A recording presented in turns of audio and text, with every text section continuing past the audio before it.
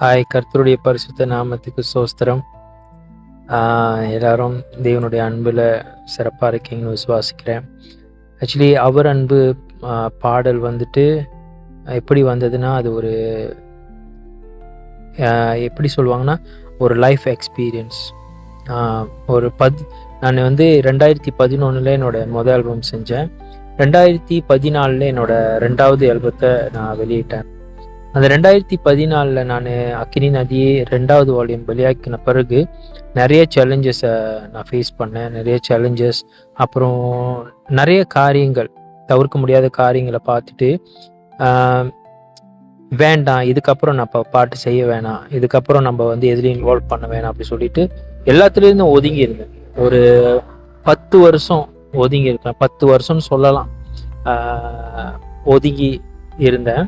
அப்போ 2021 வந்துட்டு ஒரு சூழ்நிலை ஏற்பட்டுச்சு. இந்த பிகேபி டைமில் என்னோட அப்பா வந்து உட்காந்து என் கூட பேசினாரு. 7வது மாதம் உட்காந்து என்கிட்ட பேசினாரு. மாதிரி இன்னைக்கு இந்த முழு குடும்பமும் வந்து ரட்சிப்புக்குள்ள வந்துருந்துச்சுன்னா அது உன் மூலியமா தான். இன்னைக்கு நீ விலகி இருக்க எல்லாத்துல இருந்தோம், மறுபடியும் நீ கால் எடுத்து வை, கர்த்தரோட பாட்டை எழுது அப்படின்னு சொன்னாரு. கர்த்தரோட காரியத்தில் ஈடுபடு அப்படின்னு சொன்னாரு. 8ஆம் மாதம் 31 ஹாஸ்பிட்டல் அட்மிட் பண்ணாங்க. 9ஆம் மாதம் 15 அப்பா இறந்தார். அது இறந்து முடிஞ்சு அந்த வருடம் ஓடி 2022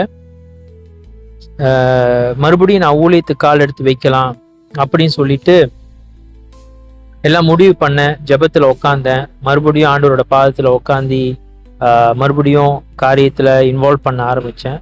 மெத்தடிஸ்ட் சர்ச்சில் ஊழியம் கொடுத்தாங்க, செஞ்சேன்.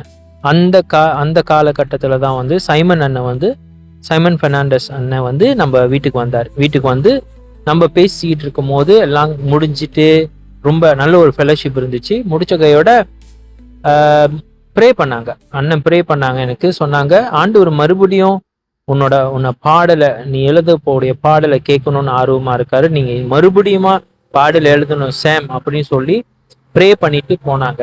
அன்னைக்கு ராத்திரியே வந்துட்டு அவர் அன்பு மேலானது அப்படின்னு சொல்லிட்டு நான் வரிகள் எழுதி வச்சுட்டு அப்படியே இருந்துட்டேன். அதுக்கப்புறம் பாடல் வந்து வரல. அப்புறம் மினிஸ்ட்ரி பண்ணும்போது May 1 துதி ஆராதனை 9 ஹவர் நம்ம செஞ்சோம்.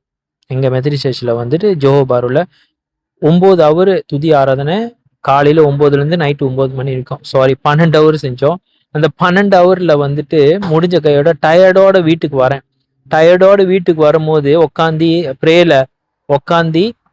ரூமில் உட்காந்து ப்ரே பண்ணும்போது பாடல் வர ஆரம்பிச்சிச்சு. ஆண்டவர் சொல்ற காரியம் என்னன்னா, இந்த 10 வருடம் நீ கடந்து போன பாதையின் அனுபவத்தை வரியா எழுது அப்படின்னு சொல்லி அநேக பேருக்கு இது பிரயோஜனமா இருக்குன்னு சொல்லிட்டு தான் வந்து உலகத்தின் நேசம் பெரிதென்று ஓடினேன் தெரிந்தும் மாயை என்று, உண்மையானோர் என்று ஒருவரும் இல்லை, இங்க உதவிக்காக யாரும் இல்லை அப்படின்னு அந்த வரி எழுதினேன். அப்புறம் அது பாடலா மாறிச்சு. எங்கு நாம் ஓடி சென்றாலும், எத்தனை உறவை நம்ம நேசிச்சாலும், அவர் போல் உலகில் ஒருவர் இல்லை, அவர் அன்புக்கு ஈடாக எதுவுமே இல்லை அப்படின்னு சொல்லி அந்த வரியை முடிச்சேன். கர்த்தர் இந்த பாடலை எனக்கு கொடுத்தாரு, அவரோட அன்பை இதுக்கப்புறம் நான் சொல்லும்படியாக. இந்த 10 வருடம் நான் விட்டுட்டேன். இதுக்கப்புறம் ஒரு புதிய ஸ்டார்ட் அப்பா கர்த்தர் இந்த பாடல் எனக்கு கொடுத்தாரு. இந்த பாடல் வெளியாகிறதுக்கு அவ்வளோ ஸ்ட்ரகிளாக இருந்துச்சு. ஆனால் கர்த்தரோட கரம் இந்த பாட்டில் இருந்து என்னை வழி நடத்தினுச்சு. ஆண்டவர் ஒண்டி தான் எனக்கு ஹெல்ப் எல்லாத்துலேயுமே, வேற யாருமே கிடையாது. அதுதான் இதோட பாடலோட வரிகள். Okay, God bless you all.